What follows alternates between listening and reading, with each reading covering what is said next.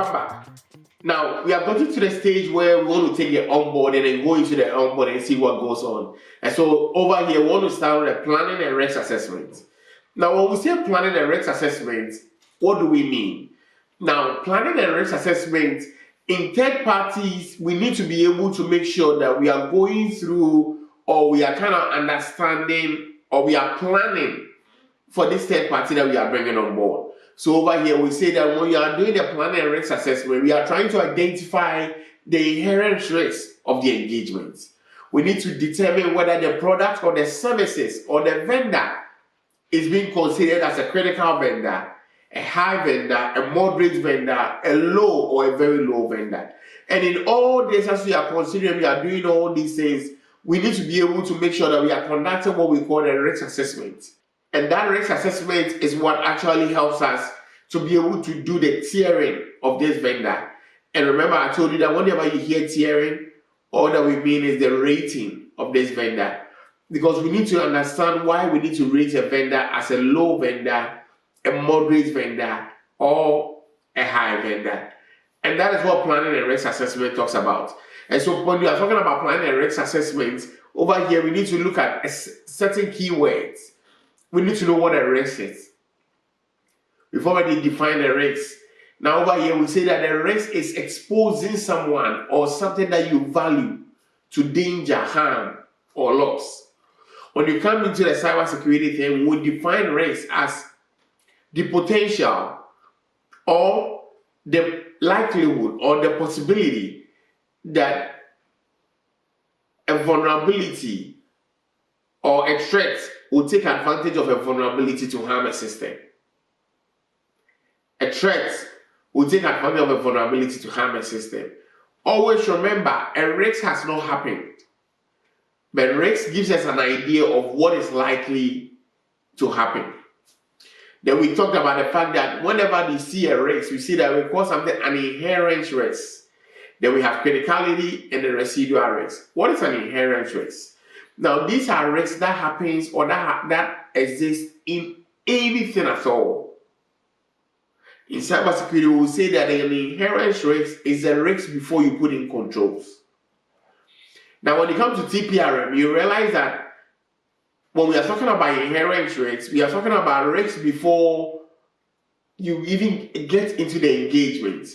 And so every risk that we come up with or that we are being exposed to when we are talking to the business unit, because the business unit is what we are going to have a conversation with. The business unit is going to tell us about the engagement that we are going to do. And so they are going to give us a better understanding of what are some of the risks before we actually talk to the vendor. So over here we say that naturally these inherent risks are naturally exist as part of the product or services. This is assessed without considering any existing or future precautions or controls.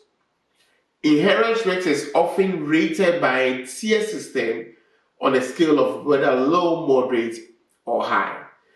Now let's go to criticality. Criticality reflects the business impact on the organization should the vendor fail or go out of business. Products and services necessary to sustain your core corporation interface with your customers or support your organization's ability to comply with regulatory requirements are all examples of critical vendor arrangements or vendor engagements. Every vendor should be identified as either critical or non-critical. And we say that in a sense that it's only two things, whether it's a critical vendor or a non-critical vendor. A critical vendor means that we need to pay attention to these customers. Now, these customers are, when they go out of business, it's going to have a mass effect or a great effect on the organization. Non-critical vendor means that whenever this vendor is no more, our business or organization will still run. And that is non-critical vendor. And we are saying that you need to be able to differentiate between them. Who is a critical vendor and who is a non-critical vendor? After that, we talk about residual risks. What are residual risks?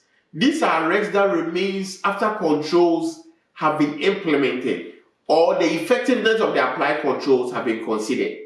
And so when we talk to the vendor gives us an idea of some of the controls that we need to put in place. And so we ask them about, do you have this control? Do you have a password in place? Do you have a policy in place? All these are telling us that the vendor is doing something right. But the fact that they are doing something right doesn't mean that there's no risk involved. And so even though they are doing things right, we also want to come back and find out that, okay, after they have done all those controls, is there any other risk that is also involved? And that is what is going to come to us as residual risk. I hope this makes so much sense to you. And now you understand what a risk is, inherent risk, the criticality of a vendor, then residual risk. Catch you in the next class.